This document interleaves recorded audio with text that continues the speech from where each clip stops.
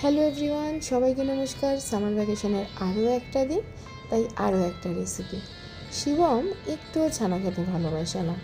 হঠাৎ করে মনে হলো এমন যদি কিছু বানাই যে ছানাটাও খাওয়া হবে অথচ সে টেরও পাবে না। যেই না ভাবা, সঙ্গে সঙ্গে কিছুটা আলু সেদ্ধ দিয়ে ভালো করে গ্রেট করে নিলাম গ্রেটারে। তার মধ্যে ছানাটা ভালো করে মিশিয়ে তার মধ্যে স্বাদ মতো নুন, পেপরিকা পাউডার, একটু চিলি ফ্লেক্স আর একটু মিক্স হার্বস আর বেশ কিছুটা চাট মশলা দিয়ে ভালো করে মেখে নিয়েছিলাম।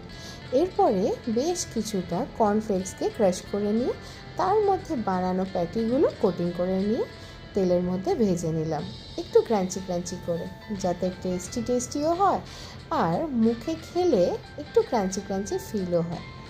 যাই হোক, এরপর এনে নিয়েছিলাম ব্লিঙ্কিট থেকে জিরো ময়দার কিছু বার্গারের বান। আর এই বানগুলোর মধ্যে ভালো করে গ্রিন চাটনি মাখিয়ে এক একটা প্যাটি দিয়ে তার ওপরে একটা করে স্লাইস দিয়েছিলাম পেঁয়াজ আর একটা করে স্লাইস দিয়েছিলাম টমেটো। এরপরে দিয়ে দিয়েছিলাম শিবমের পছন্দের চিজ স্লাইসগুলো। তারপর কি সুন্দর করে সাজিয়ে শিবমের সামনে দেওয়া হলো। ভাবছি একটা একটা করে দিন কিন্তু এগিয়ে আসছে স্কুল খোলার।